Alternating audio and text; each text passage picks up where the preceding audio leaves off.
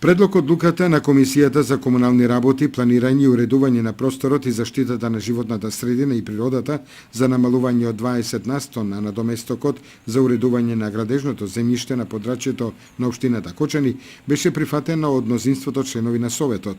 Ова се однесува на објекти со намена за домување и комерцијални дејности, освен за викенд куќи на спортско-рекреативниот центар Пониква. Предложив 20% намалување на надоместокот за уредување на градежно земјиште за општина Кочани, без Пониква, туристичкиот центар Пониква, се со цел да се зголемат градежните активности